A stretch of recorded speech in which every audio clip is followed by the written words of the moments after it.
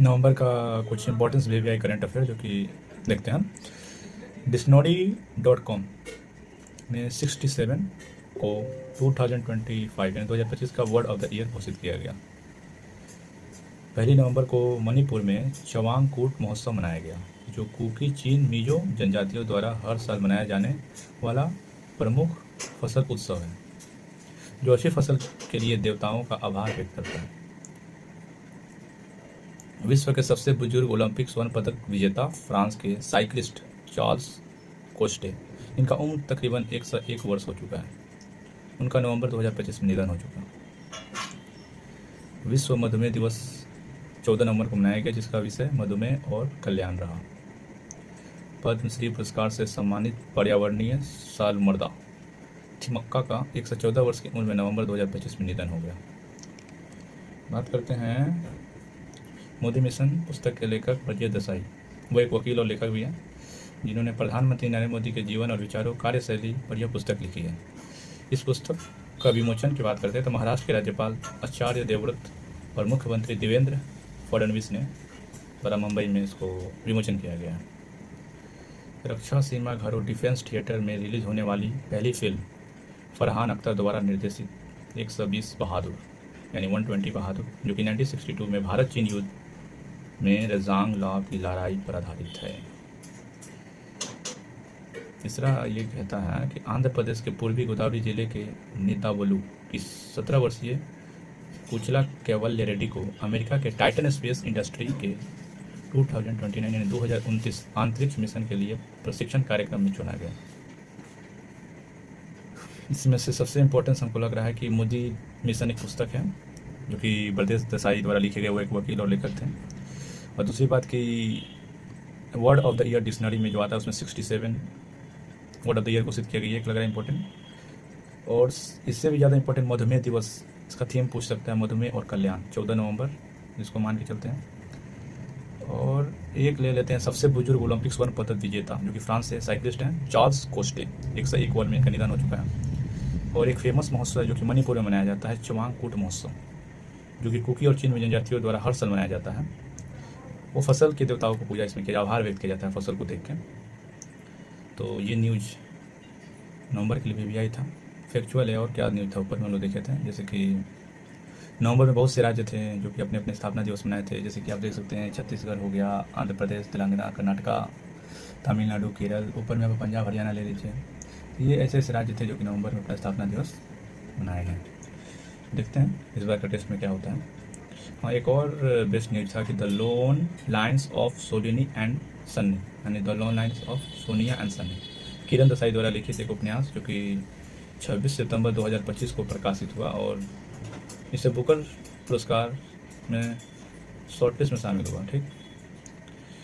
और एक था कि केंद्रीय संस्कृति मंत्री गजेंद्र सिंह शेखावत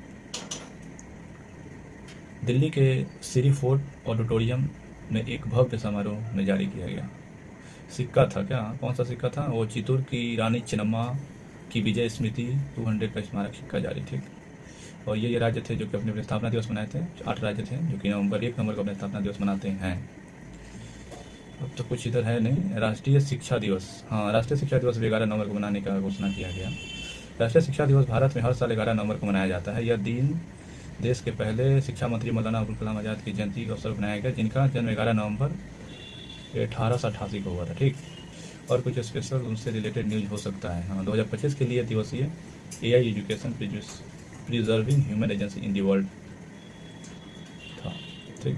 भारत सरकार ने सितंबर 2028 में इस दिन को राष्ट्रीय शिक्षा दिवस के रूप में घोषित किया था। चलिए ठीक है। हाँ, एक और था न्यूज़, यहाँ इनका भी निधन हो गया, जो कि DNA में डबल हेलिक्स संरचना की खोज करता जेम्स डी वाटसन थे, उनका भी निधन हो चुका नवंबर में। क्या, 97 वर्ष की आयु में निधन हुआ।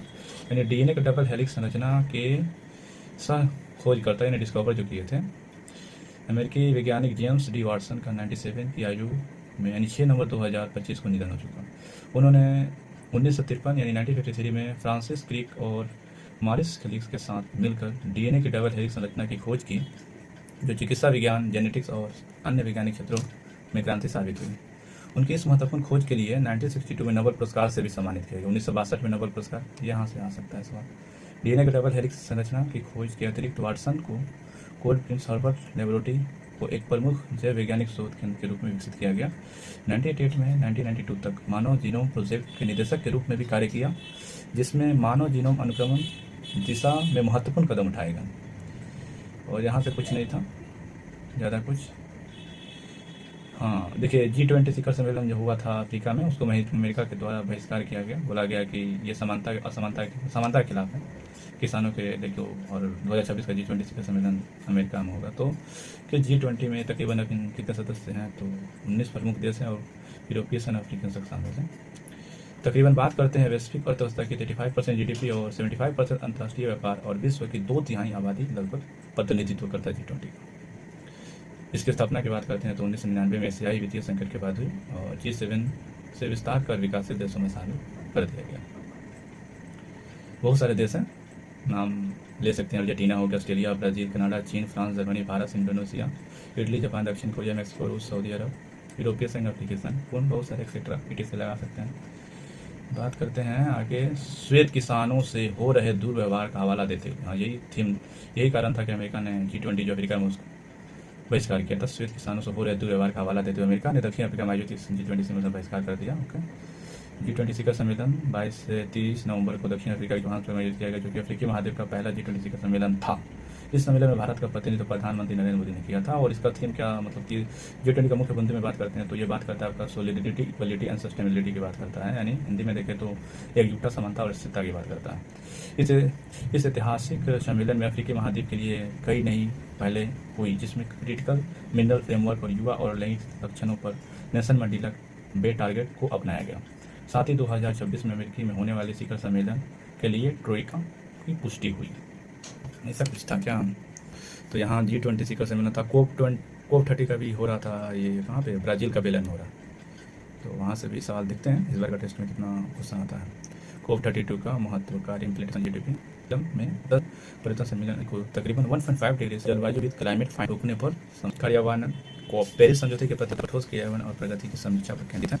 बेलन का चयन अमेजन प्रवेश द्वार के रूप में किया गया और क्यों किया उसको नहीं किया गया, यानी कि हम लोग ब्राज़ील में आयोजित संरक्षण पर 5 डिग्री तक लक्ष्य बनाने का टारगेट रखा गया। याद रखना, राष्ट्रीय गोपाल सर्वश्रेष्ठ किसान की श्रेणी में दिया। प्रथम डॉक्टर कनला कृष्णा रेड्डी